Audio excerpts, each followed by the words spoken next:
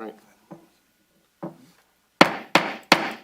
Good evening, board members and residents. I'd like to call to order our regular board meeting for Monday, December 11th, 2023. I'd ask that everyone present please rise for the Pledge of Allegiance.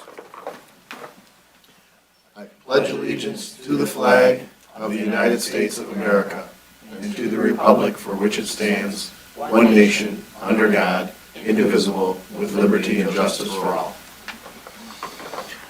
Mr. Witt, will you please take the roll call? Yes, Mr. Batkins. Here. Mr. Brado. Here. Mr. Olgiati. Here. Mrs. Rose. Here. Mr. Tominello is asked to be excused. Mr. Witt here. Mr. Burkowski. Here. Thank you.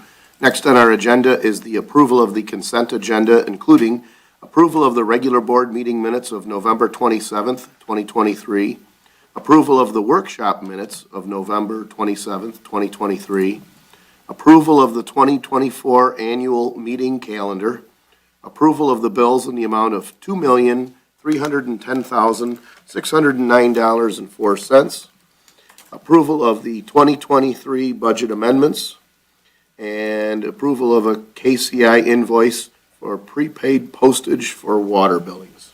If there are no objections, I'd be looking for a motion to approve the consent agenda as presented. So moved.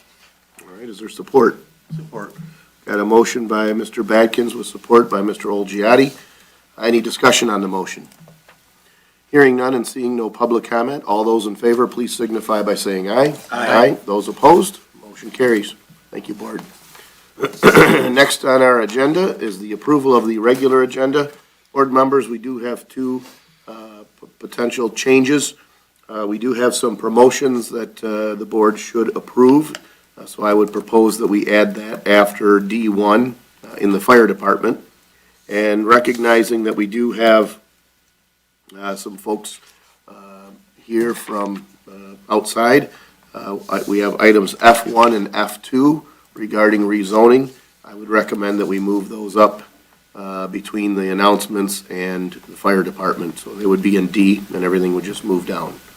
So I propose two changes. If there are no others, I'd be looking for a motion to approve the agenda with the two revisions. I'll make that motion. All right, is there support? Support. Okay, we've got a motion by Mrs. Rose with support by Mr. Brado. Discussion? Hearing none and seeing no public comment, all those in favor, please signify by saying aye. Aye. Those opposed? Motion carries. Thank you, Board. Next is announcements. I have a few announcements. Our Metro Park annual passes are now available at the Treasurer's office. These passes allow access to all 13 Metro Parks. Regular permits are $35 for the annual permit, and senior permits are $24 for the annual permit, and that's for seniors 62 years and older. We ask that you limit those to 2. You do need to provide proof of residency. A cash or check is recommended, as there is a 2.8% convenience fee to use a credit or debit card. These, the $35 is a $5 discount for Harrison Township residents, and those passes are available while supplies last. We are drafting a new master plan thanks to a grant from the Michigan Coastal Management Program. The township's current master plan is more than 10 years old, and this new plan will establish a renewed vision for the township over the next 20 years. The new master plan will address the traditional planning topics of land use, development, housing, transportation, trails, economic development, and quality of life. You can find an online survey and all the master plan documents on the township website, as well as on links on our social media platforms. A reminder that this week, today, December 11th through Friday, December 15th, is the last week for compost yard waste pickup with our waste hauler, GFL. The composting service and pickup will be resuming in April. Our Harrison Township firefighter Local 1737 is hosting a virtual giving tree. We encourage you to visit the township website or the IAFF 1737 Facebook page, where you can sign up and figure out ways that you could support or donate to this program, which helps local families in need during the holidays. For more information on these as well as all other township events, you can call the supervisor's office, 586-466-1445. Visit our website at harrisontownshipmi.gov, or follow us on Twitter or Facebook at harrisontwpmi. Any other announcements? Yeah, I just wanted to make a couple election-related announcements.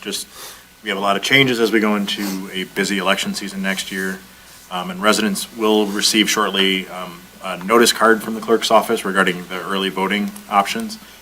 So residents have the option to do early voting in the 9 days leading up to all statewide elections. So that'll be held here at Rosso Hall, so you'll get a notice in the mail on that. We do have some people that are already taking advantage of what's new is the permanent ballot list, so people can sign up to always receive automatically an absentee ballot mailed to them.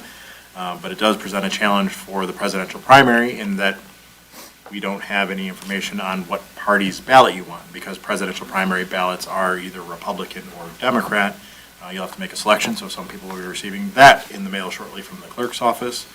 Also, we have absentee applications going out for people for a presidential election coming here at the end of the month, so you'll see that in the mailbox shortly if you're signed up to be on our application list. And you'll also, every resident in the township will also be receiving a new voter information card, because we are in the process of making precinct changes. Recently, the state legislature approved allowing for the precinct size to be increased from 2,999 to 4,999. So the township will be reducing the number of precincts down from 10 to 6. So we'll be streamlining things, but you'll get new cards with your precinct. Most people will still be voting at the same location, because if you remember, we have two voting polling locations at each site. So most of the time, you're going to be in the same spot, but you will receive a new card from us with your new number on it. All right. And I know the treasurer had a short emergency, but I suppose if he were here, he would say that the tax bills, winter tax bills went out December 1st, and they're due February 14th. Ho, ho, ho. Oh, ho, ho, ho. All right. If there's no other announcements, at this time, I'd like to recognize and invite our county commissioner, Mrs. Barbara Zinner, to the podium to give us an update on things happening at the county level. Hello there, thank you. We have 2 more meetings tomorrow, Tuesday, and on Thursday. That'll be it for December. We've been busy, as people know if they're reading the news or watching the news. Plans are being set for the roads. We had a road meeting today. They're already planning their bridges, a lot of things for next year. Trying to get ahead of it. There's a lot of calculations and all for things that they do, of course. We will be, there'll be a lot of planning for the center and the jail situation, all that's coming to us shortly. And they've already started on that process, of course. There's a lot of things happening in the county. There's always things, we have all kinds of irons in the fire. There were a lot of people down here at the Marine Police Station. They used to be, I don't know if we still call it the boathouse or not. I don't know, Ken, is there another name for that? I've been calling it the boathouse. I know, it's kind of hard to call it a boathouse now. A group of us were down there for the ribbon cutting, and probably most people know that a lot of people had left and people were still milling around. It's a great building. It'll be a great service to the citizens of this area and all the other areas that come here, because the building is designed for citizens and situations that happen. They can keep the boats in there in the warm weather and the winter eventually when they get set up. There was just people in there at that time. And it's really it was nicely put together. It took a while to get it together, but they got it together. And it's really, really something to see. They're real proud of it, and they should be, because there was a lot of work. but they did get it together, and it's great, and it will be very serviceable for the needs of the sheriff department. And when you need the sheriff department, it's important. And they're going to cover a lot of area, as they always do, and they're set up for any kind of a situation. So when it gets warmer, people can go down there and take a look. There's more yard work I think they're going to be working on, but that's easy stuff. The only jolt in it was that there was a problem in the road, South River Road, which most of it's a small 2-lane road, and where the lane was 1 lane, there was a pole that fell over. Somebody was working there, and some people thought they could get in their cars and probably get by there. Well, of course, they couldn't. It wasn't convenient for them, and some of us just stayed back in the building and visited and had a great time watching the water till it was done. So anyway, that project is finally completed and good, and there'll be a lot more starting in January. Macomb's in good shape financially. Macomb's in great shape financially. The board has been very, very steadfast with spending. There's money, extra money this year, and we've been fighting to keep that money spent properly and wisely. And I'm real proud of the board. We've all fought for that, for the citizens. I think that's all I have to say, and thank you very much, and have a great Christmas, everybody. Thank you. Thank you, you too. Okay, next on our agenda was originally listed as item F1 from our Planning and Zoning Department. Approval to rezone 3 properties located at Lance Cruz and Jefferson from R1A to R1D. The applicant for this rezoning is Chris Holzbeek.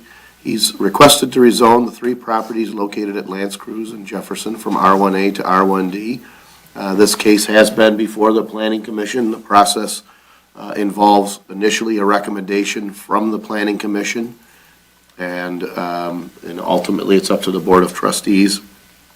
I believe there's a total of 5 parcels complete that make up the vacant land there. 2 of them are already zoned R1D. 3 of them are R1A, and it's proposed to rezone them to R1D. The Planning Commission has recommended the approval of this rezoning. And so board packet has quite a bit of information, minutes, things like that. And I see that the applicant is also here as well. So I don't know what the pleasure of the board is, if you'd like to hear from the applicant, if you have questions, if anybody has already an idea and knows whether or not they wish to make a motion. So I'll look for board comment.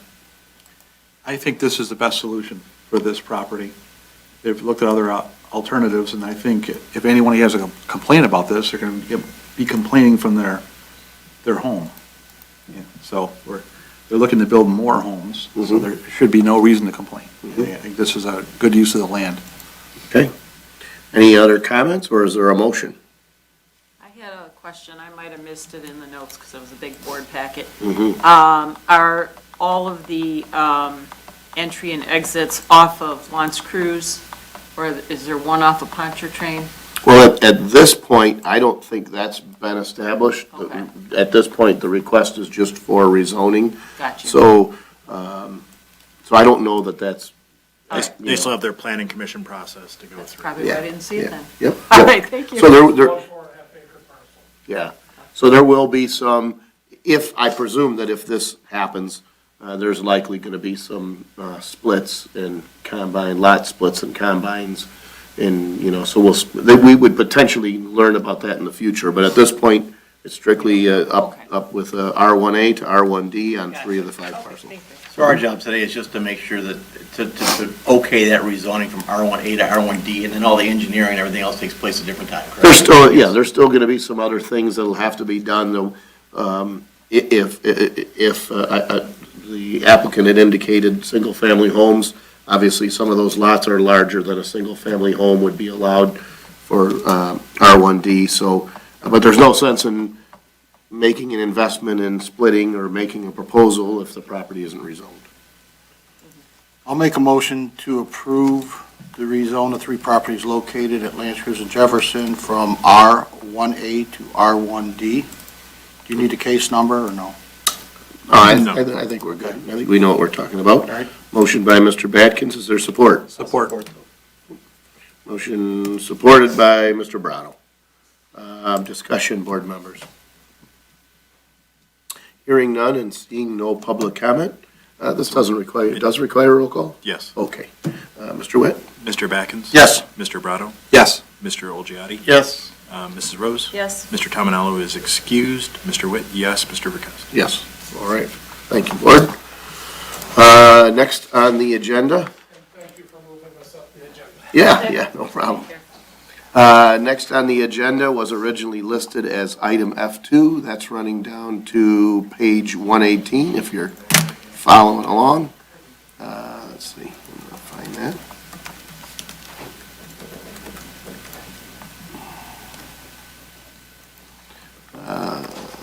Bear with me. It's a big board packet. Yes, it was. Okay. Mansour Companies LLC is requesting to rezone the properties at the southwest corner of William Rosso and I-94 from industrial to general commercial for the development of mixed use. This case has been before the Planning Commission. Again, similar to the previous case that we looked at, the Planning Commission has reviewed this, and they've come forward with a recommendation to approve this rezoning, and that was from their November 16th, 2023 meeting. Make a motion to approve the request to rezone the 4 properties at the southwest corner of William Rosso and I-94 from industrial to general commercial for the development of mixed use. All right, is there support? Support. All right, we've got a motion by Mr. Witt with support by Mr. Batkins. A lot of times when we see a rezoning request and we see a less intense use, so industrial could be potentially more burdensome on surrounding properties. When you look at the rest around there. Don't know what else you expect to be a long haul road, right? Yeah, right, there's already quite a bit of large commercial use there, so it certainly is compatible with neighboring properties in Clinton Township and Chesterfield Township, and I guess we kind of hit them all in that corner, so I guess that would be Macomb Township as well. Any discussion, board members? No discussion. It'll be nice to see that property finally develop. It's been that way since I was a kid. I think I drive by that about every day. Yeah. You're always waiting for something to go up there, and it'll be nice to see something Absolutely. going up on that property. Yep. All right, we've got a motion with support. Is there any public comment? Hearing none, Mr. Witt, I got one question. Yeah. Who owns the property to the west? That's sort of between the property we're Snover. talking about and that old on-ramp? Is Yep. that- Yeah. MDOT owns that? Yeah, so there's some MDOT parcels there. I certainly don't know the process in totality. I do know that someone must have made an inquiry for acquisition of that, because we have received typically before a state or federal government property is sold or considered for sale, Yeah. they first contact, the other levels, so it's in Harrison Township, so I got a notice. Do we object if the property is sold? I presume someone at the county gets that. So I perceive they may be offering or considering selling that, but that's just a conjecture. I don't know if you have some input. Absolutely. Jim Butler with PEA Group. Address is 1849 Pond Run, Auburn Hills, Michigan, 48326. Here on behalf of the Mansour Companies. The Mansour Companies is that party that has approached the state about acquisition of that property. If we are successful in getting that, we'll likely be in front of you again, asking for the rezoning of that parcel, so we can make it one comprehensive retail development. Gotcha. Okay. Okay. Makes sense. Thank you. All right, thank you. That was the reason for the question. Yeah. But obviously, you can't talk about zoning on that Yep. until someone has it sewed up, I suppose. So, any other comments? Hearing none and seeing no public comment, we've got a motion by Mr. Witt with support by Mr. Badkins to approve the request to rezone the 4 properties at the southwest corner of William Rosso and I-94 from industrial to general commercial for the development of mixed use. Mr. Witt, will you please take the roll call? Mr. Witt, yes. Mr. Backens? Yes. Mr. Brado? Yes. Mr. Olgiati? Yes. Mrs. Rose? Yes. Mr. Tominello is excused. Mr. Verkest? Yes. All right, thank you. Merry Christmas. Thank you. So we'll move back up on our agenda to what was on page 67 from our fire department regarding software. Board members, the fire department is seeking approval of a 3-year contract with Vector Solutions to this software to be utilized for training, vehicle checks, and evaluation. The Macomb County Fire Chiefs Association has paid for the subscription countywide for the last 3 years, but the Fire Chiefs Association can no longer afford to pay for the subscription out of the state-funded training funds. Signing a 3-year contract with Vector Solutions reduces the per-user price from $125 per user to $99 per user, and the annual increases are also reduced from 5% to 3% if we go with a 3-year contract. We already utilize the software. It's utilized every day. It's a part of the operation, so we're looking to approve a 3-year contract with Vector Solutions, beginning with $3,167 and with the annual increases as shown in the board packet. I'll make a motion to approve the 3-year contract with Vector Solutions. All right, is there support? I'll support that. All right, we've got a motion by Mrs. Rose, with support by Mr. Olgiati. Any discussion on the motion? Yeah, I went through the terms and conditions, and I'm trying to understand the renewal on this. Okay, It refers to, item number 7 says that it reverts back to the initial term, and the initial term is 3 years, so it automatically renews. Am I looking at number 7? Which number 7? There's a lot. Yeah, it's there's on page 69. First of all, it's pretty incredible, the terms and conditions that they put in here. I read all of them, and I could go on all day, but just after the pricing, go to the first page of additional terms and conditions. And I'm just trying to understand if I'm reading number 7 correctly. It's in bold and all caps, right? Yes. Just want to make sure that we're not signing up for an automatic renewal here. It is, unless we give them notification prior to 60 days. Unless notice is given. Right. So if we don't tell them to stop, they don't stop. We keep paying it. Yeah, that needs to be changed, so we'll let you know that we're going to renew it. This goes back to that whole terms and conditions that I struggle with at times, people telling us what we're going to do. I know it's only $3,900, but it's the point that, and if you dig down into the other stuff, it's almost as cloudy as that. So was there a motion made? No. Yeah, there was. Yeah, there was. Right, there was a motion. Oh, I'm sorry. Oh, you're right. I'm sorry. By Mrs. Rose, with support by Mr. Olgiati. I would like to see these terms and conditions gone through by council and just verified that we're not, I mean, there's literally 6 pages of terms and conditions, and it's not friendly to the person signing the contract, so that's all I would ask. So you're asking that the motion be amended to allow for attorney review prior to signing? Yes, and coming back with a recommendation if changes need to be made, yes. Yes, because I just don't like the way it's worded. Well, would it be possible to, so my concern is this.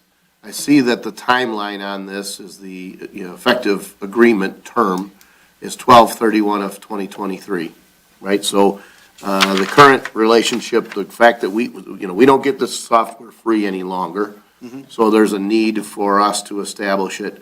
I guess my concern being just based on the timing and the fact that this is the last meeting of the year, if specifically number 7 is a concern with the automatic renewal, I mean, it appears that we have the ability to terminate, right? So maybe we could move forward with executing the contract, and, because in other words, it doesn't sound to me like you're concerned with year 1, 2, or 3. You're concerned with what happens at the end of year 3. Correct. Right?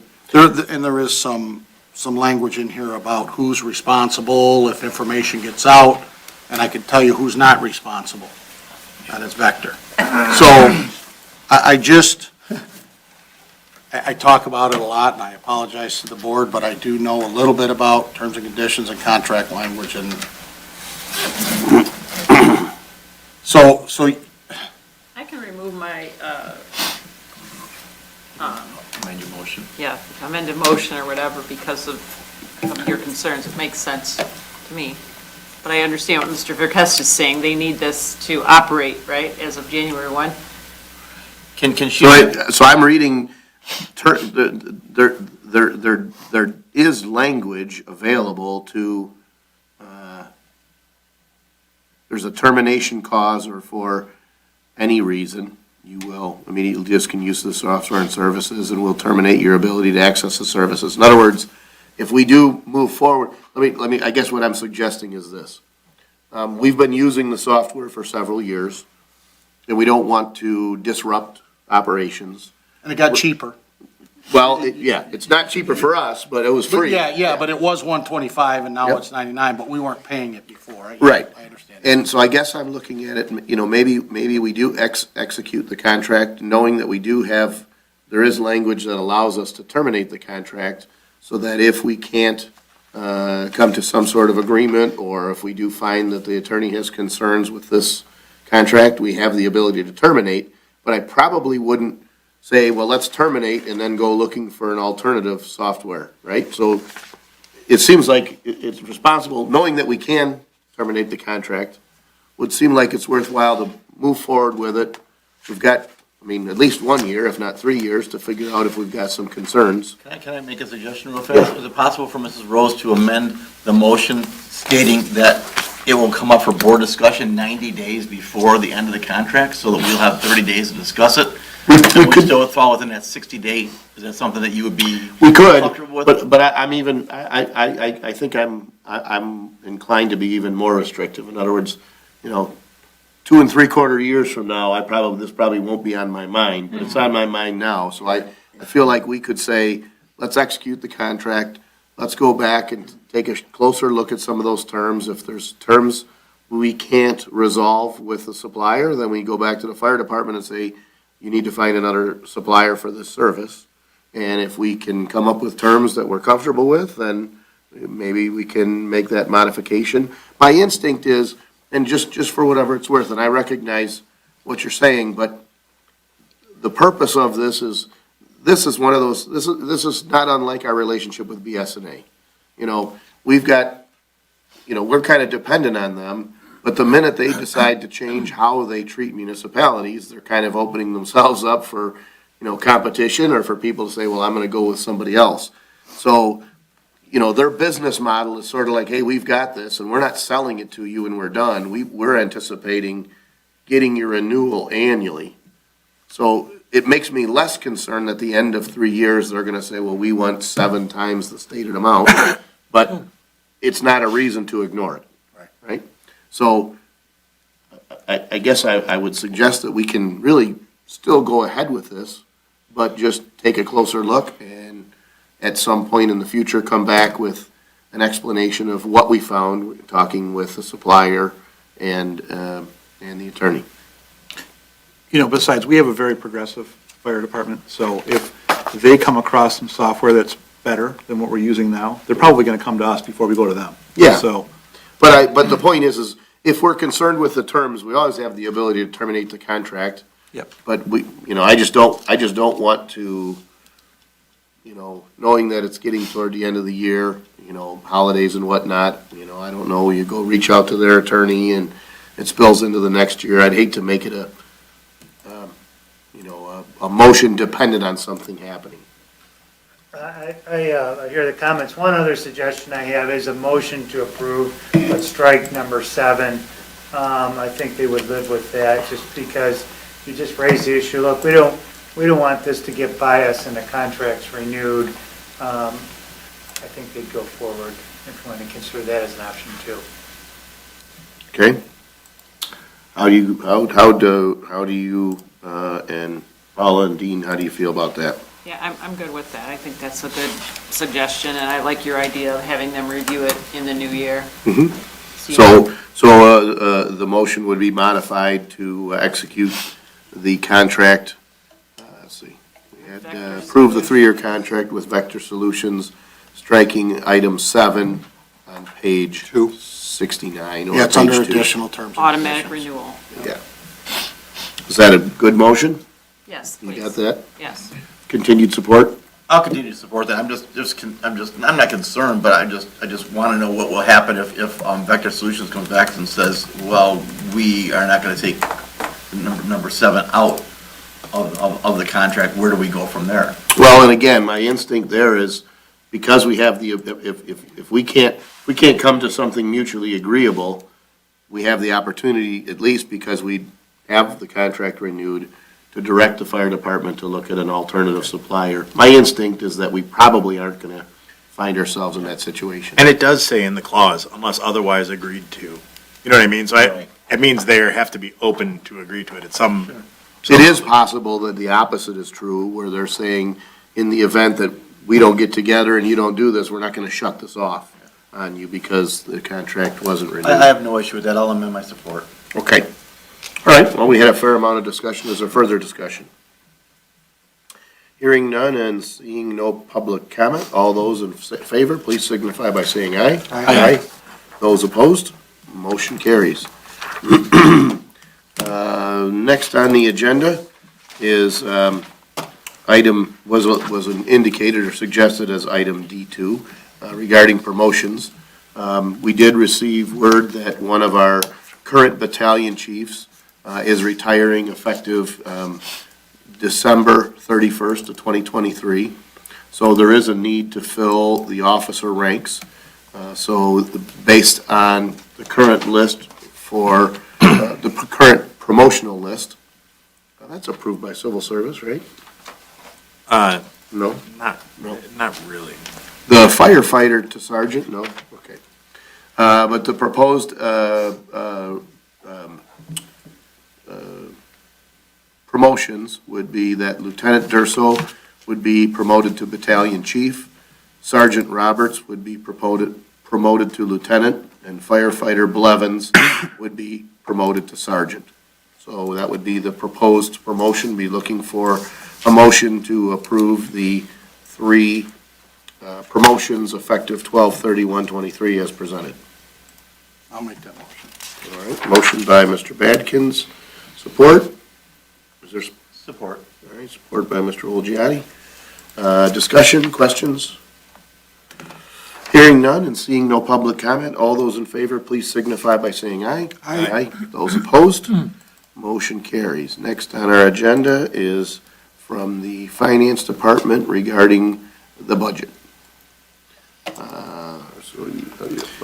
You or me? Sorry, I just, No, it's okay. trying to get to bounce around a big 77. packet here, yeah. So the township is required by law annually to adopt a budget, and in order to do that, we need to hold a public hearing. The public hearing was noticed in advance in the Macomb Daily as required under the law.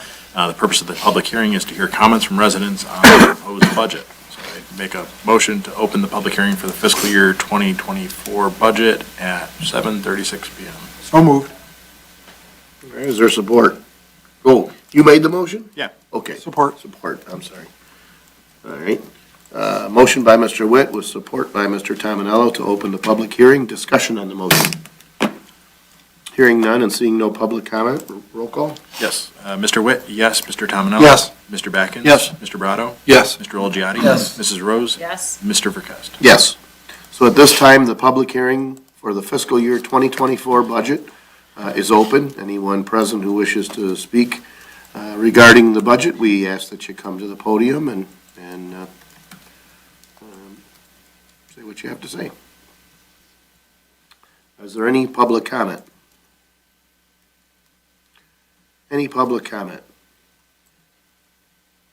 Seeing nor hearing no public comment, I'd be looking for a motion to close the public. Just the budget, that's correct. If you have, if at this specific to, at this point specific to the budget, is there any public comment regarding the 2024 budget? Hearing nor seeing no public comment, Mr. Witt. Motion to close the public hearing at 7:38 PM. All right, is there support? Support. All right, we've got a motion by Mr. Witt with support by Mrs. Rose to close the public hearing for the fiscal year 2024 budget. Discussion? Hearing none and seeing no public comment, Mr. Witt, will you please take the roll call? Mr. Witt, yes. Mrs. Rose? Yes. Mr. Backens? Yes. Mr. Brado? Yes. Mr. Olgiati? Yes. Mr. Tominelli? Yes. Mr. Burkowski? Yes. And then I believe it would be in order to Make a motion entertain a to- motion. I make a motion to adopt the fiscal year 2024 budget as presented. All right, we got a motion by Mr. Witt. Is there support? Support. Support by Mr. Badkins. Board members, we did have a workshop on this. We discussed it at length. It is a balanced budget. The tax millage is the same. There are some moderate or minor surpluses throughout the budget, but it is balanced. Mr. Burkowski, I just want to also mention, or if you could mention, we did have to pay some of our water meter parts off. Took around 2.1 million out of the investment pool.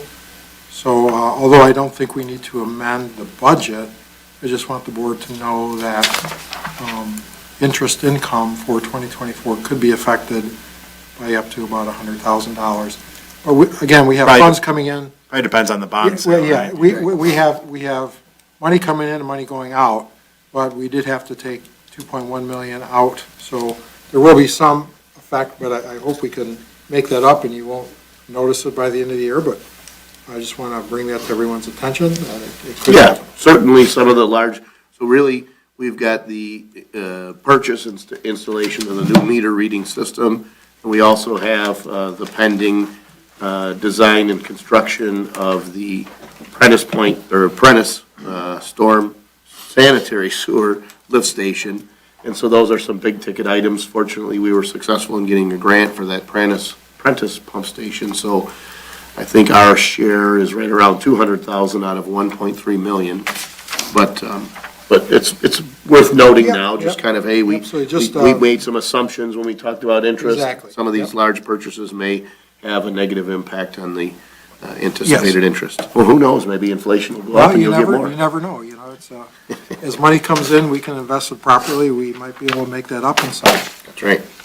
Okay, any other discussion regarding the budget? Hearing none, we've got a motion by Mr. Witt with support by Mr. Badkins to adopt the budget. Is that also a roll call? Yes, sir. Mr. Witt, yes. Mr. Backens? Yes. Mr. Brado? Yes. Mr. Olgiati? Yes. Mrs. Rose? Yes. Mr. Tominelli? Yes. Mr. Burkowski? Yes. Okay, now I was going to the wrong page. Now we get to jump all the way down to 518 in our board packet.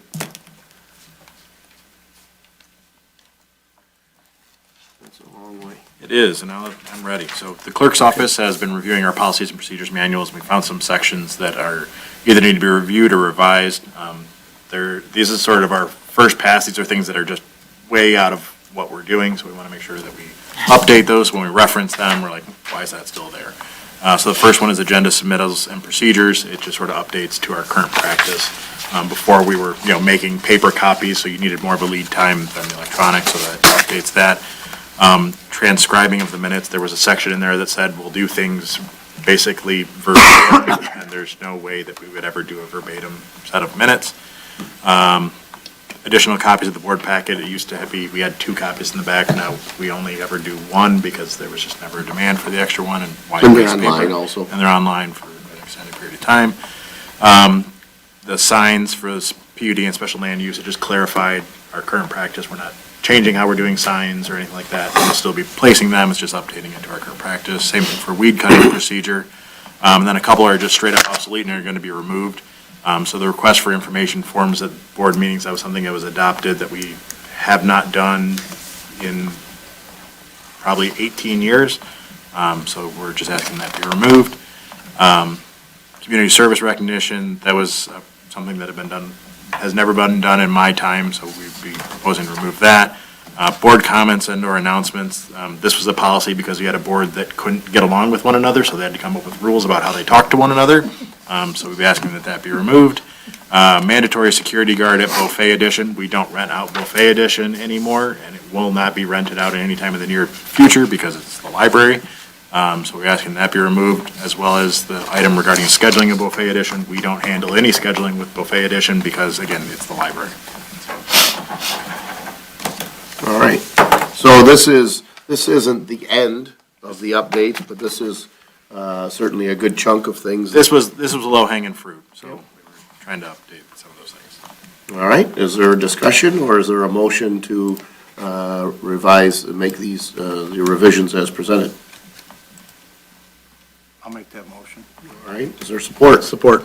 And a motion by Mr. Badkins with support by Mr. Brado. I mean, a good half of them are just striking things that we no longer do, so that's good. Discussion?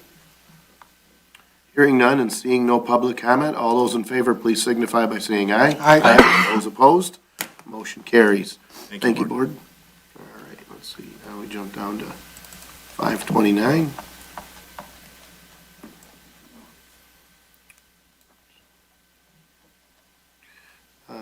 Opt out of PA 152.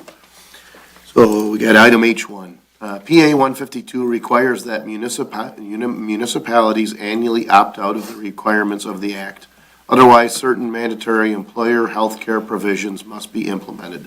The employee health care plan negotiated in our collective bargaining agreements is the same for all employees. It meets the IRS guidelines, has a high deductible plan. It does not meet the requirements of PA 152. Therefore, I am recommending that we opt out of PA 152 for 2024. I'll make the motion to opt out of PA 152 for 2024. All right, is there support? Support. All right, we got a motion by Mrs. Rose, with support by Mr. Tominello to opt out of PA 152 for 2024. Any discussion? Hearing none and seeing no public comment, all those in favor, please signify by saying aye. Aye. Those opposed? Motion carries. Thank you, Board. Next is raises for trades inspectors. Board members, our 3 trades inspectors are part-time employees. They receive no fringe benefits. I believe that the state law does require that we provide sick days for all employees. I'm not sure how these are affected, but that's about it.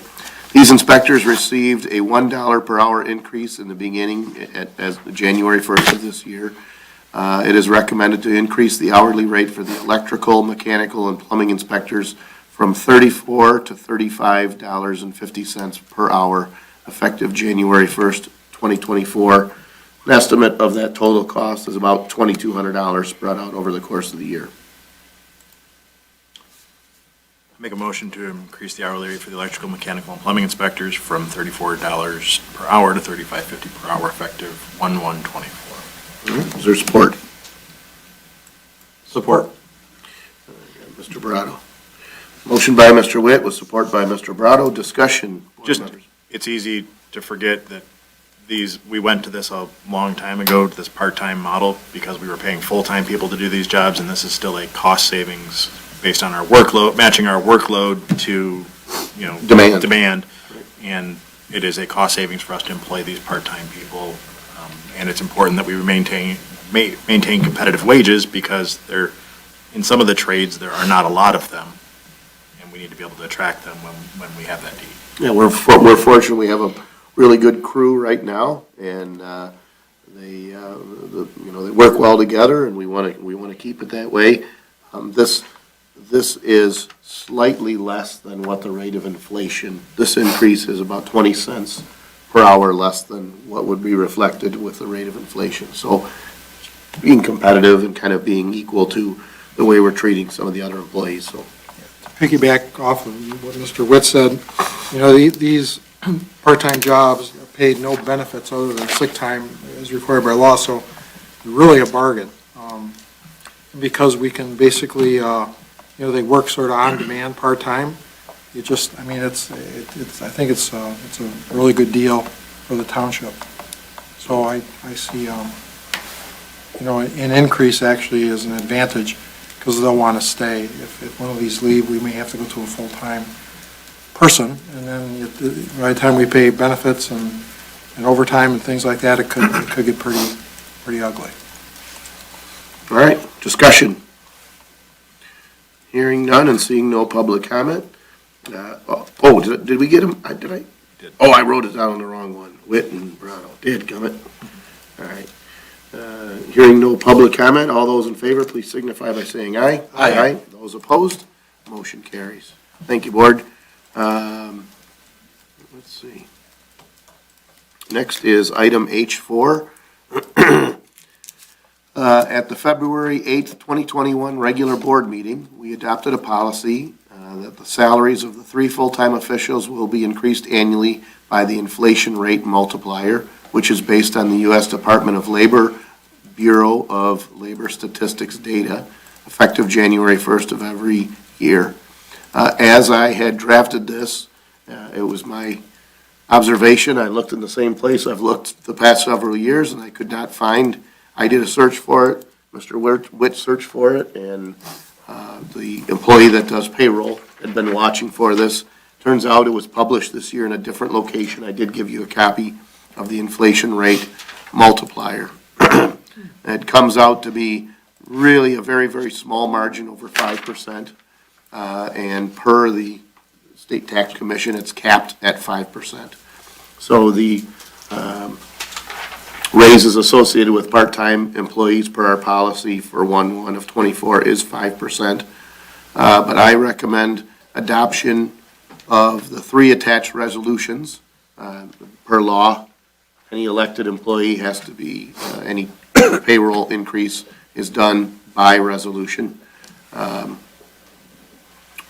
that the resolutions reflect a 4% increase for the 3 full-time officials, or $3,372, effective January 1st, '24. And we ask this every year, but I think we can by roll call adopt all 3 resolutions if it's the board's will. Correct. Okay.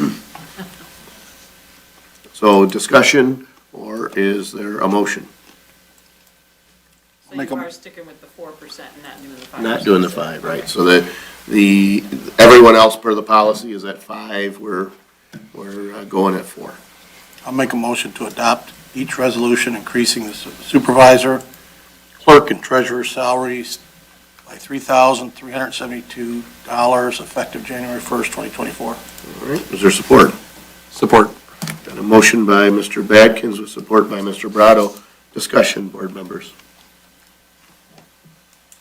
Hearing no discussion and seeing no public comment, Mr. Witt, will you please take the roll call? Mr. Batkins? Yes. Mr. Brado? Yes. Mr. Olgiati? Yes. Mrs. Rose?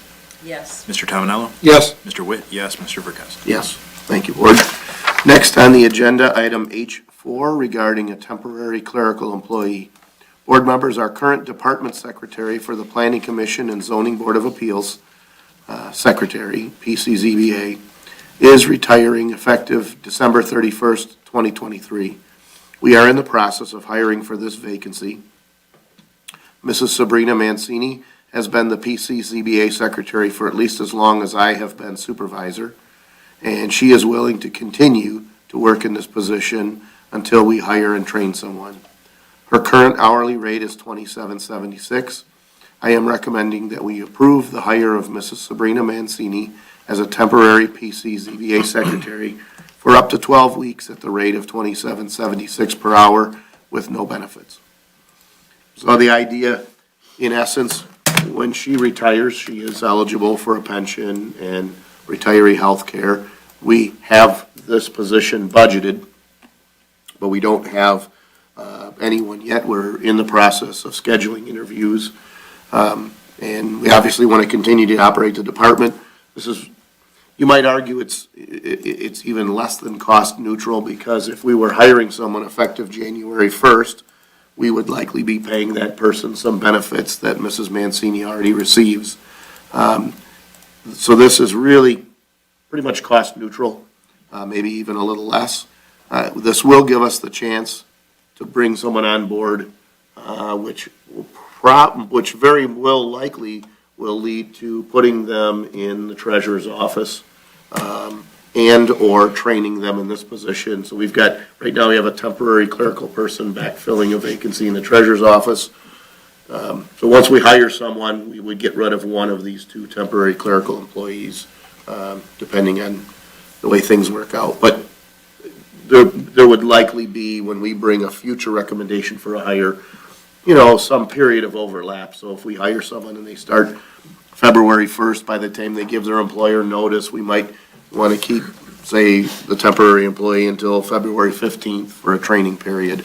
So that's really about the only cost that will incur, is about a 1 to 2 week period of overlap. But obviously, it's good practice to give a new person a chance to train, so. So I know we've discussed this before in the past with temporary employees.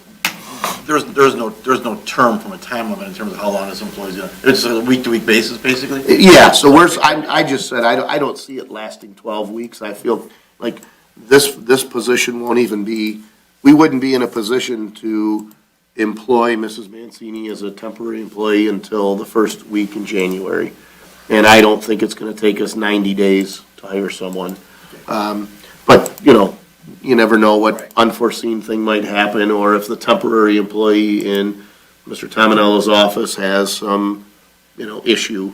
I just put in 12 weeks, because I feel like we'll get it done well within that time. But it's probably what's gonna happen is at some point in the future, we're gonna come back and say the 3 full-timers did the interviews. We like Mrs. Jane Smith, and we're recommending that we hire her on this date. And at that time, I'd probably say, well, Mrs. Mancini or Mrs. Covert's temporary employment will end up, 2 weeks later or something like that. Any other discussion, or is there a motion? I'll make a motion to approval to hire a temporary clerical employee for a 12-week period according to the resolution, the information that the supervisor put into the packet. Okay, yep, so it's the rate was Mrs. Mancini at the rate of $27.76 per hour with no benefits. Is there support? Support. All right, we've got a motion by Mr. Olgiati with support by Mr. Witt. We had a fair amount of discussion. Is there further discussion? Hearing none and seeing no public comment, all those in favor, please signify by saying aye. Aye. Those opposed? Motion carries. Thank you, Board. Next on our agenda, item H5. Earlier this year, the Board approved to apply for funding for the Santos, Cortez, and Carno neighborhood and Cloverleaf and North Blum neighborhood reconstruction from the Macomb County Subdivision Reconstruction Program. Both projects have been selected and will receive a 50% cost share to help cover the cost of the work. The county's program, as in years past, has the township perform the engineering work, and we have received a proposal from Wade Trim to complete the necessary work for both projects at a total cost of $120,299. The attached proposal outlines the scope of work necessary to meet the county's requirements, as well as an estimate on the number of hours of effort. Approving the contract now will allow for sufficient time to meet all the required timelines for the county's program. I recommend that we contract with Wade Trim for design engineering services for the Santos, Cortez, and Carno neighborhood and Cloverleaf and North Blum neighborhood paving SADs at a cost of $120,299. I would like to clarify, certainly this board is aware that at prior meetings, we have had residents come forward in the Santos, Cortez, and Carno neighborhood and express their concerns with the SAD. I know that some of the individuals. We received about 5 letters from property owners who had signed in favor of the project, who asked to have their name removed, and they no longer were desirous of moving forward with the project. We did review signatures on those. We contacted the residents that had signed it just to make sure, because we didn't see them. We just wanted to make sure, yep, that was the person. They said, yeah, I signed it. The guy came by. And so we did confirm that for the most part. So we're actually, I have a letter that we'll be mailing out to the residents saying, at this point, we're open to them submitting additional signatures to get them over that 50% threshold back again. It was just, it was so thin before, any drop brings it underneath. Was it less than 51%? More than 50, less than 51, so it was a very narrow margin. So Right now, the residents have not approved it. Well, it's really a gray area. So it's, ultimately this board said like, we're going ahead, we had a petition, we're moving forward. We could, but I think, given the feedback we got from some additional residents, and it was such a tight margin, we're falling under, we're gonna send a letter out to say, hey, if you wanna get additional signatures in time for us to be able to move forward with the grant project, we'll review them, we can go forward then, once we climb back over that 50%. But if we fail to clear that 50% with the removal of these names, it's sort of the approach this board's been taking is, we wanna do what the majority of residents wanna do. And at this point, it's not clear that the majority of residents want to move forward with this project. So all the residents are getting the letter, or just the person who initiated the? All of the residents will be getting. Every affected I resident. like that. Yeah, so that everybody's Every aware. affected. Well, if you're not in the SAD, right? Well, okay, that's fine. Anybody's I in thought the you meant. When we say all the residents, right? Like, yeah, like someone across the street who isn't in the SAD, No, I right? get that. That's what I meant. So all the residents in Cortez Yep. can't, okay. Anybody who would have been getting a bill if the project went forward, Gotcha. right? Thank And so, and so we're trying to be respectful of those individuals that came forward and said, we no longer want to do this. But we also want to be respectful of the folks that say, we do want to do it. Right. And if in fact there's 10 more people that didn't sign, that are interested, they can let us know, but, I think you just got the quote-unquote no signatures About 2 weeks ago. 2 weeks So ago. we're, going through that So process. we received this proposal from Wade Trim. At this point, if the board approves this, we'll only kick off the one project, because at this point, the other project's kind of in limbo. And I don't really feel like we should, start spending, tens of thousands of dollars. Sure. The sad reality is that we'll reach a point where there is a timeline that the county requires. And if we don't have a resolution to this and we don't kick this off, they would likely miss that window and the project won't happen. They need to be at 70% engineering by mid-February. Absent real quick turnaround, it's tough to do it. But again, these residents can look towards next year. Again, it's an attractive project for the grant program, obviously. We're fortunate this time, so I think they probably have just as good a chances if they were able to apply for next year. But So this proposal with the lump sum fee of 100, or for the total fee for both projects is 122.99, 53,692 being for project one, which is the Cortez Santos area. In the event that they don't go ahead with that, what happens to that 53,692? So we're asking for this board to approve it in totality. In other words, let's just say that Adam sends this out tomorrow and somebody was out there collecting signatures, and by Wednesday, a guy comes in and says, well, I've got 10 more signatures because I heard about this, and so I've been working all weekend. Well, if he verifies the 10 signatures, that clearly is more than the 5 we lost.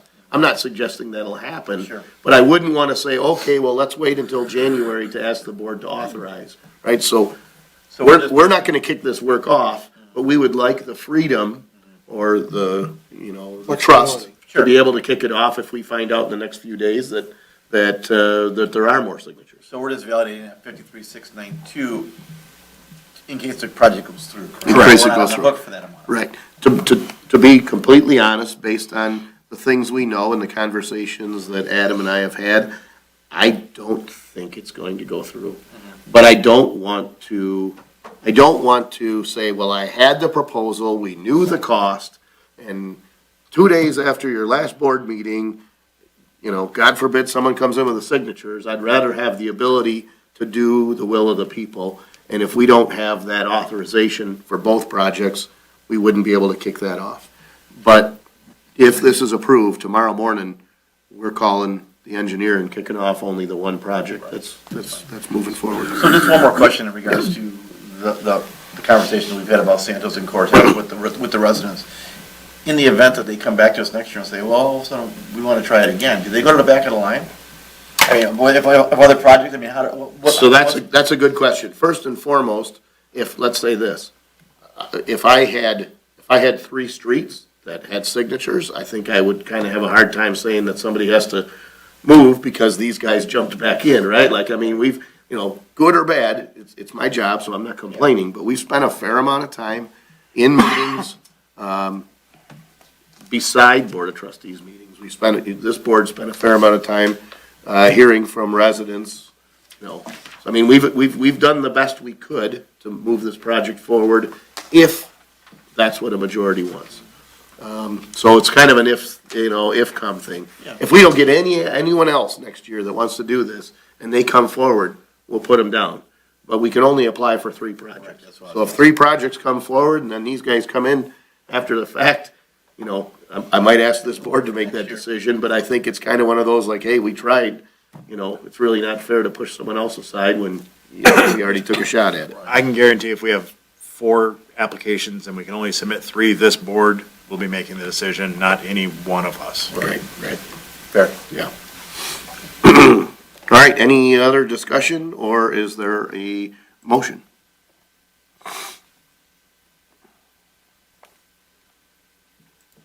I'll make a motion.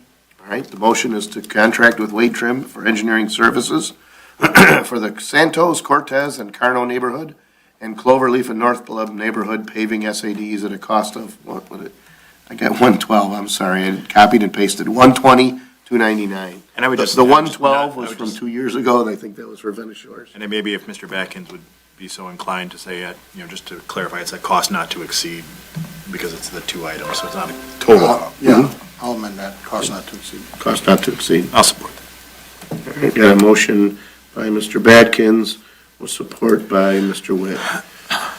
We had a fair amount of discussion, board. Is there further discussion? I just have a question. Looking at how this fee is, how it was submitted with project managers, Macomb County Road Commission funding, the estimate includes 10% contingency, 8% design engineering, 15% construction engineering, staking, testing, and 3% Macomb County Road Commission. Does anybody know if it's typical that a municipality doesn't, where the work's being done, is there permits that we are pulled through our township, or are we? The contractor pulls permits. And then our guys, when we do the inspections, We don't do construction engineering. We do the initial design engineering. So the way that it works is this is really kind of a unique arrangement, because we're involved because of the ability to manage and do an SAD, Special Assessment District. If, for example, we just happen to have extra cash laying around and we were gonna pay for it ourselves, there'd be no SAD, but somebody has to kick in 50% of the cost, roughly. But the county, it's still the county's road, it's still the county's project. They do all of the inspections, their employees do all that work. And I'll say, and it's a good thing, we've had good results. The county's engineering department doesn't have the extra bandwidth to take on all these roads. So they say, you guys have to do the design engineering, and that design engineering involves some field work. It typically involves running cameras through existing drains, shooting elevations of drains, and then saying, okay, how are you gonna redesign that drainage to improve it? So that's, and the numbers that these percentage estimates are guidelines provided for in the grant program. So they kind of say, this is what this is what that is. Okay. And that sort of drives some of this. Does that answer your question? Yep. Okay. Any other discussion? Hearing none, we'll open up the floor for public comment. Thank you. I just heard today that was going to be a sad, working on it, going to be a sad situation. I think, I was told that there had to be more percentage of signatures. I'm not sure what the percentage is, but 50%, 51% wasn't enough. I could be mistaken, but that's what I was told Yeah, we've met the threshold. for the, We've met the threshold for the. for the SE. 51. Maybe the person who told me this was wrong, that at this time, for this SAD, that it had to be higher than 51. Maybe that person was wrong. That he had talked to Rhodes, but I don't know. He doesn't work for Rhodes. I thought this was going to come into the spring, but then again, things change. So you use wade trim, you just explained you use wade trim before you use the county? Is that Yes. what you explained? Yep, so the design engineering is, so in order for the county to send the work out for bids, they have to have a scope of work, and these are unit price projects. So what happens is initially, an engineering firm goes out into the field, they're taking measurements, they're doing survey work, they're analyzing the condition of existing storm drains, catch basins, so forth, and then they come up with a scope of work. Hey, we need to grind up this much material, we need to replace this, there's a tree in the way, or there's a mailbox that has to be taken out. And then, so then they design all that work, then they take all of that design and convert it into units.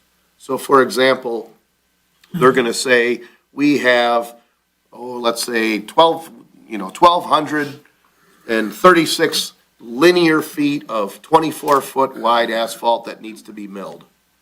And so the projects come in at unit prices, and then they might say, and then there's this many tons of asphalt that has to be poured, and there's this many square feet of driveway that has to be saw cut and removed. Then we give all that information to Department of Roads in the format they want. They send it out for bid, and they want it in a very specific format because the contractor that's gonna bid this work is also bidding work probably in Chesterfield, Clinton, maybe Shelby, maybe Macomb. So each of these municipalities, all these townships can have up to 3 projects. So they want it real consistent, and then the contractors bid on unit prices. So they're gonna say, we're gonna charge $12 per square foot to remove concrete, and we're gonna charge $18 per square foot to pour concrete. And that's important because if during the project we discover that we have to increase the amount of work or reduce the amount of work, we already know what the price is gonna be. So if we say, oh shoot, we need one more driveway, the contractor that gets the work can't say, well, now my price for a driveway is 3 times what it was when I told you in the spring. So this engineering work is gonna be to do all the initial field work and analysis, design it so that, it drains properly, and then convert all of that information into these unit prices so that they can give it to Department of Roads. Department of Roads approves it, they can send it out for bid. Once we do that, we're done. Now Department of Roads takes over, they bid the project out, they choose the contractor with the best price, and it's all their project, and they run it from there. I've talked to Rhodes many times, I haven't heard that step before. There is a gentleman who's been a builder for many years, he's retired now. He took me around that area and showed me different concerns he had, why he thought there was so much water in one area of the roads is because the grass has not been kept in a situation where it is letting the water drain, where there's the drainage is being kept held from draining where it's supposed to go into the water receptacles that have been made many years ago. And that's the beauty of these kinds of projects, because Yes. all of that is re-engineered. This is probably, I don't know, our 10th or 12th road that we've done this way. So the scope of work doesn't end at the edge of the road. The scope of work goes several feet into any lawn or any front yard that needs to be swaled, or if a culvert needs to be installed. So they engineer all of that. And when we've talked with other neighborhoods, we say, Go drive over to Venice Shores and see that finished project. That was done in 2021. Go take a look at, I think it was 21, 22. 22. We didn't Yeah, have a project in 22. 23. Go take a look at Chartier and Pine Ridge. Those are, again, two projects that were done, gosh, maybe 19 or 20? 20, I think. Yeah, and you can see what the condition is. Bay Haven wasn't done with the match, but Bay Haven's example of one we did, the end of Belvedere, or, Yeah. so there's several roads where this has already been done, problem solved. So there are areas, and it's the Yes. reason why the county said, we're not gonna give you a match unless you agree to address the drainage, because otherwise the road's just gonna fall apart again. Well, if the water wasn't laying in the road, if it was draining properly, would the roads really, would that one area of road, because you and I have talked about it, I've driven over it, would it really have to be torn apart? Would it really have to be redone? I can't, what you're saying is if something magically happened some years ago, would the outcome be different? I'm not talking I don't- about years ago, I'm No, saying. no, if what the I'm wa- saying yes. is the solution, right now, water sits on the road. It freezes. It Yes. destroyed, the road is destroyed, the road is gone. Its useful life has been over for many years. I lived on that street for 33 years. Mm-hmm. The right thing to do is to rebuild the road and the drainage, because now the new road won't last forever, but it'll last a lot longer than the existing road. The existing asphalt in that neighborhood was replaced in, I believe, 1992, and all it was a mill and overlay. And this is what needs to be done. That road is decades, I mean, that drainage. But is that decades. entrance where that asphalt is and all that, that's a whole other story. Yep. Yeah. Yep. All right, thank you very much. Thank you. Seeing no other public comment, we'll close the floor for public comment. Any other discussion? Hearing none, we've got a motion by Mr. Batkins, with support by Mr. Witt. All those in favor, please signify by saying aye. Aye. Those opposed, motion carries. Thank you, Board. Next, item H6. Our Beautification Commission has worked hard to add public art throughout our township. Sue Keene has led the effort, and she recently secured a grant that will pay for an outdoor mural to be painted by an artist chosen by the DIA. The original application was for a wall mural to be painted at Tucker Park, but after review, both parties agree that Waterfront Park would be a better location. For reference, Board, about a month or so ago, Sue and I drove around with representatives from the DIA looking for an alternative location other than Tucker Park, including the water tank. And I had said, I just thought it'd be really cool if they could have, like drawn goldfish or something on that water tank, or, had some kind of, we tried all different things. We talked about the side of Metro Towers. And, we threw at what we could, but when all was said and done, we agreed that Waterfront Park would be the better location. The initial resolution that we approved was for Tucker Park. So in order for us to proceed with this project, we do have to adopt a new resolution acknowledging the location. And there's also a need for us to agree to a 10-year commitment. In other words, we don't say, hey, we'll put up a mural and then a year later knock the building down. We have talked about renovations to the bathhouse at Waterfront Park. Well, we'd like to time that with the construction that we hope to see soon on the shoreline and a fishing pier constructed. And so, this has to kind of coincide with that. There is the chance that we may have to just clean the one side of the exterior wall, paint it per their specifications, just to prep it for the mural artist. If we're lucky, it'll all coincide with the construction. If not, we may just have to fix up the wall, they can put on the mural, and then we'll work around it. So the resolution is very similar to the one we passed, I think maybe back in October, but just acknowledging the different location. So discussion, or is there a motion? I'll make a motion to adopt the resolution in support of a Partners in Public Art Grant from the DIA. Am I able to speak Hang regarding? on, hold on. Motion by Mr. Badkins with support by Support. Mrs. Rose? Yeah. Okay. Discussion, board members? Hearing none, we'll open up the floor for public comment. This issue was brought up at one of our beautification meetings last year, and at that time, we never did take a vote, it was dropped. Most of the members of the Beautification Commission did not want to have murals painted on our buildings. Their attitude was that it would make it look like we were trying to hide bad areas, like it is in Detroit. They cover up things with painting. The one in Mount Clemens, it's a beautiful painting, but it doesn't belong on a side of a building. I wouldn't want someone to want painting on the side of my house, and I don't believe any one of you, if you were able to get the painting on your house, would want it there. The water tower, now that might be okay, but as far as painting a building, we were totally against it. I know she came before the board here to have it approved, but we had already discussed it at the meeting and had decided against it.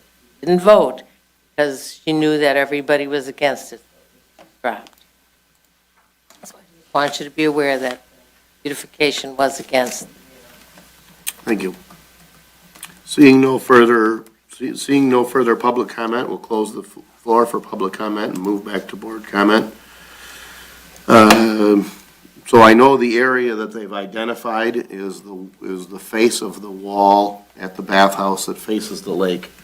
So it wasn't my first choice, but really the only folks that are gonna see it are folks that are on the water or folks that are along the shoreline. So it won't be visible from the road, and the other reason why I liked some location other than Waterfront Park is because for a majority of the year, the park is closed.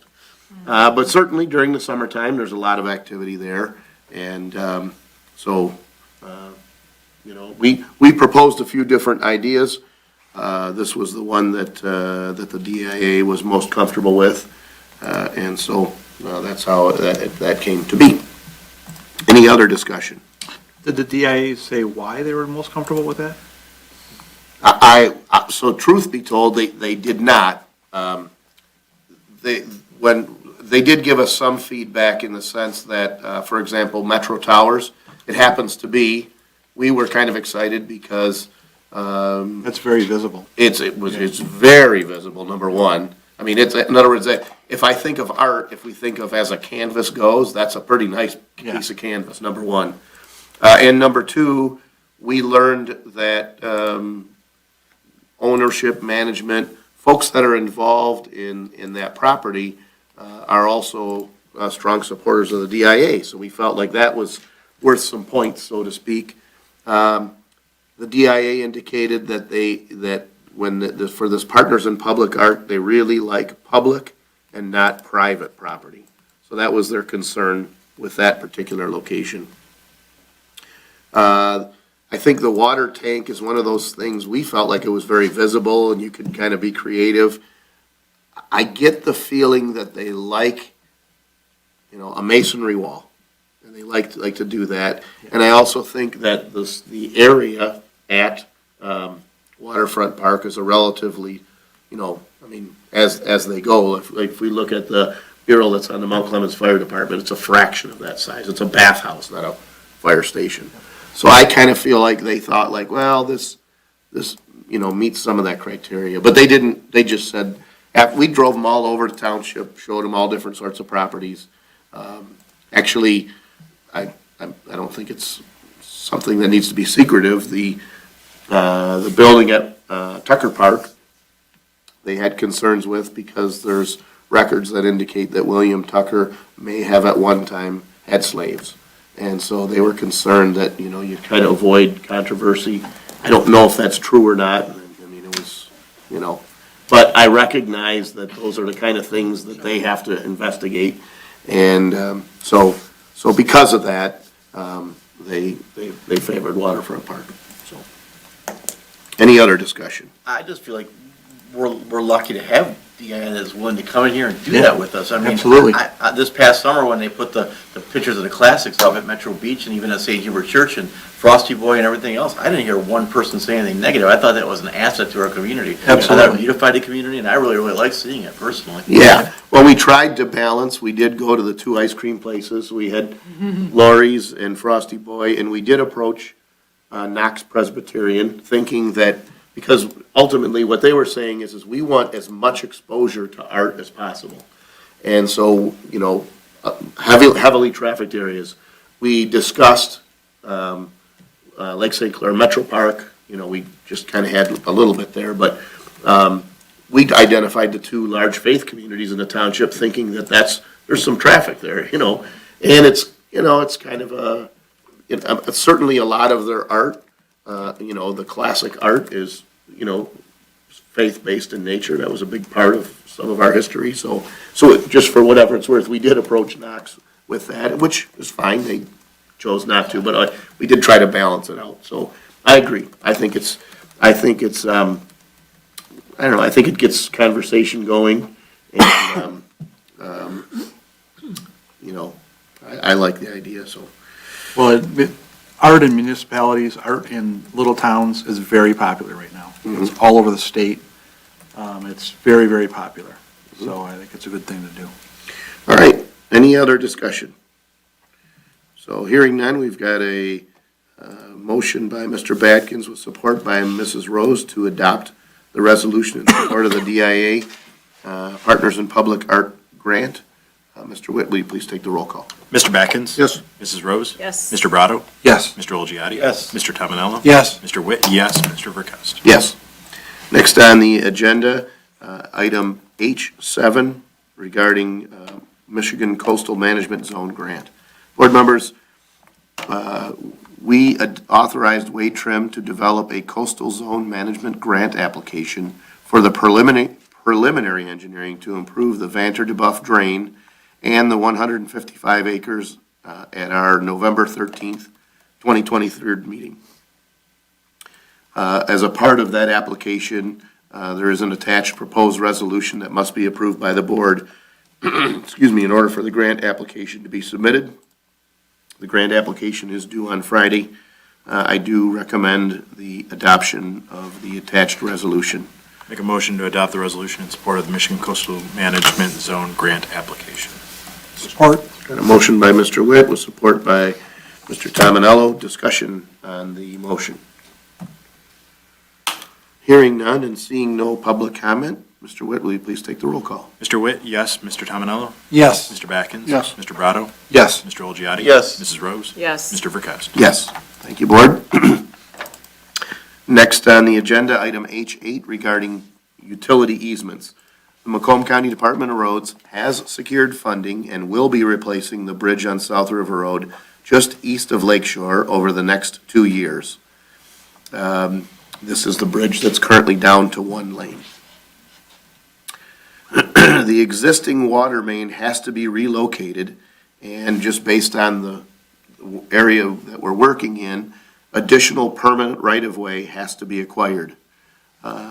Department of Roads does have their own right-of-way department, and I believe because there's some federal dollars, I think they also utilized a third party to help negotiate this, if I remember correctly. But it's been overseen by Department of Roads. And there is a fairly well-established process for establishing right-of-way acquisition. The grant that is funding the construction will not pay for the cost of utility right-of-way acquisition. There are 2 right-of-way purchase agreements in the board packet. One right-of-way purchase is for a 15 by 123 permanent easement for $20,675. The other right-of-way purchase is for a 15 by 144 permanent easement for $20,995, for a total of $41,670. The project cannot proceed without these easements. The bridge is in very poor condition. I recommend that we authorize the purchase of these easements for the amount of $41,670 and authorize the supervisor to execute these agreements as required. that motion. All right, is there support? Support. So this is really one of those things, can't get a new multi-million-dollar bridge without moving the water main, and you can't move the water main on land you don't own. So, you might have noticed, initially when I got this, I kind of fell out of my chair when I saw the temporary easements, because those are pretty costly. That is not our responsibility, but that is definitely a significant, cost, as you can see as well. And that's because basically, our water mains are moving, they're on the north side of the road, like toward Fox Manufacturing, if you will. The property across the street is where the temporary road is gonna go, so the temporary road and bridge is gonna go closer to the lake. And the idea there is you kind of, if that land creates a certain amount of income or revenue, and you can't use it for 2 years, that's, I think, how they come up with those figures. So why is Carol Sabo's name on there? 'Cause we're She's- infringing on her property? Yep, so, yeah, so it's her, she is the property owner, so that's it's commonly, or previously known, I guess, as Ship Chandler Marina. And so it's her land, so we're buying it from her. The other one is owned by Fox Manufacturing. Okay. Any other discussion or questions? It's really not the total cost, because there'll be an assessed reduction in assessment, right, I'm assuming? I don't know that a utility easement has a significant, I don't know that would really have an impact on the value of the property. I couldn't tell you that, but, you know, let's say Either this. way, I mean, when we had that issue on South River with putting a water line in someone's property, it was quite costly, so getting in front of it, this is a lot better than going down that route again. Yeah, well, yeah, this is, and again, being that the construction is largely federally funded, there's a lot more hoops, regulations, that sort of thing. So, let's just say I'm glad we're not managing this construction project. So, all right, any other discussion? Hearing none and seeing no public comment, we've got a motion by Mr. Badkins with support by Mr. Brado to authorize the purchase of these easements and also authorize the supervisor to execute the purchase agreements. All those in favor, please signify by saying aye. Aye. Those opposed, motion carries. All right, well, we do have a closed session to discuss negotiations with the fire union and supervisors union. But as is our practice, before we go into closed session, it could be a lengthy closed session. We will open up the floor for public comments. Public comments can be about any subject you wish. We ask that you try to limit them to 5 minutes in length.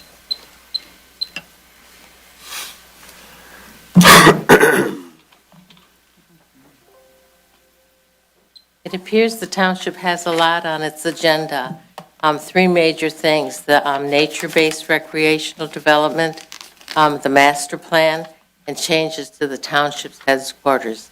These projects indicate that we are going to have to put the monument for Lieutenant Colonel Odell off. If you're planning on waiting until the township has the new project finished and name that after him, that could be a couple years off. Are you planning on putting it off that long? We do believe that the family should have it done as soon as possible. Other than that, that was the only thing we had on that we all agree that the family deserves to have it done. The other thing I'm here for now is to speak for another resident. I don't know her last name. It's Sunny. She lives on Lake Shore. She's Mr. Tominello's neighbor. And she wanted me to bring up a couple things that she was concerned about. She wasn't able to come to the meeting.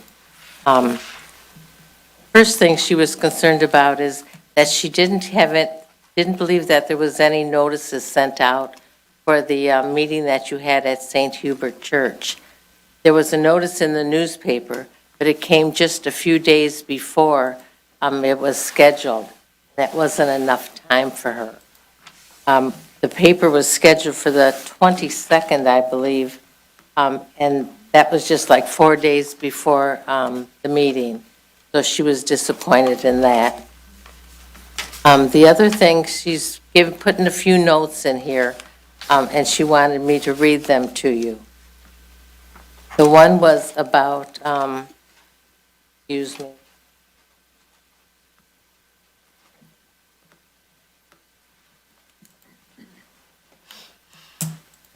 She was concerned about the pay raises that you were being given when it was not possible to fund the retirement for the fire department.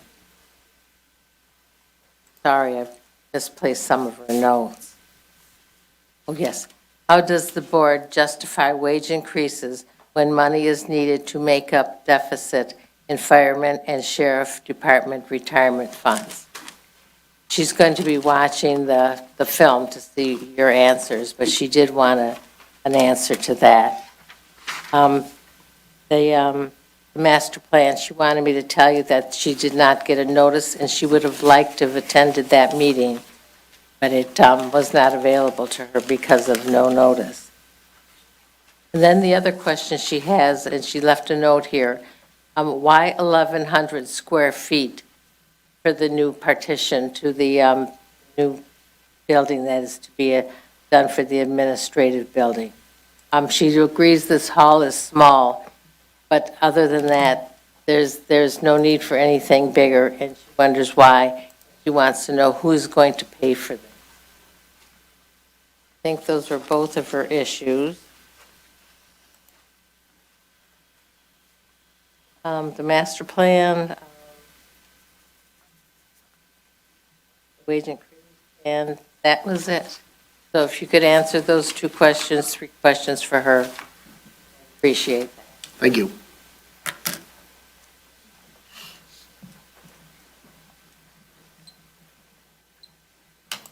C. William Barrell, 26-year resident, clean cut, do-gooder boy next door, clean up, fix up, people helping people. Just want to briefly, really quickly tell everybody to please check out Save Lake St. Clair, tell your friends about it, family. Stay up to date on what's going on and get a little bit involved in the environment and so forth. And everyone stay safe and have a wonderful Christmas. Thank you. Thank you. If there's no further public comment, we'll close the floor for public comment and move back to board comment. Question was asked, how long should the Digger monument be, the monument for Digger Odell be put off? I'm not sure. We thought we had a good location, so we're back at square one. I couldn't tell you when it's gonna happen. It'll happen when we find a good location. I don't have a location currently. I'm sorry, no, it's not a discussion. We're here to do work, but we do open up the floor on a courtesy. You can come see me any time of the day. Come see me, give me a call. There was a comment about the master plan, didn't believe that notices were sent out. I know Paula, well, let me say this. It's my understanding that we did as much as we could to try to get people there. I think we gave away gift cards for people who attended. I think there was a, wasn't there a? Yeah, I can speak to that. That is always an issue, like how do you get people notification? There was not money to mail out a notification to everybody that the meeting was happening. So we put it on Facebook. I contacted CNG newspaper. As a courtesy, they published it. We didn't pay for that ad. I mean, we did this all on the cheap. We tried to, word of mouth, whatever we could do. We weren't hiding anything. We talked about it here at the meeting and announced it. Yeah, and it's on the website if anybody ever wanted to check. The meeting was posted there as well. And even now, there is a survey asking people to give their feedback, which is more than they did at the meeting, actually. The meeting was more about what is a master plan, what the role of Wade Trim would be, and kind of like just laying out so everybody could understand that. I think, no, that was not taped. That's right, it was not. Again, the guy at Wade Trim was very helpful, and I'm sure that he would entertain any questions. There will be future opportunities to get involved, especially if you fill out that survey. At the very end, it says, give us your name if you want to be informed of future meetings, and that's what we'd like. We need to establish a way to get the message out, because it's so difficult. There's so many avenues of communication that after a while, it's all just a blur, So it's. And some citizens may not be active on Facebook, but the reality is that some citizens will allow mail to pile up in their mailbox, for an extended period of time because they don't follow the mail, so, It's but the hard. goal definitely was to get as many people there as possible. We certainly did not hide it. No, and I think we had about 50, 55 people there maybe. Yeah. So, so a question was asked, why pay raises, funding retirement for firefighters and sheriff? Well, first and foremost, we have absolutely nothing to do with the sheriff's retirement, that we contract with them, so I can't speak to the funding level for their retirement system. We have made several changes, I guess I'd say, for lack of a better word, improvements, modifications, if you will, to assumptions that go into the firefighter and employee pensions that require by law a greater contribution. The employee retirement program is above the threshold, that's the minimum set by the state. Fire is just about at that point. We did apply for and receive a $480,000 grant to increase. We've made unrequired contributions to the OPEB fund. So we're working to increase the funding level for the OPEB, employee retirement, and firefighter retirement plans. And so we have increased those contributions. An underfunded pension takes time to happen, and it takes time to correct. But we are consistently, well, when I say consistently, obviously last year was a poor year from a investment return, so I don't know that any pension system in the United States of America saw an increase. But ignoring what we experienced in 2022, we are seeing a steadily increasing funding percentage for all three of our retirement funds. Finally, the question was asked, why an 11,000 square foot for a new building?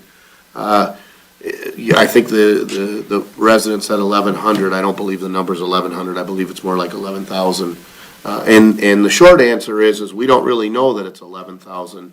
The purpose of the initial study was to try to look at an apples to apples to apples comparison. So it was the architectural firm that did the study was tasked with what are our current facilities and what does it cost to fix those?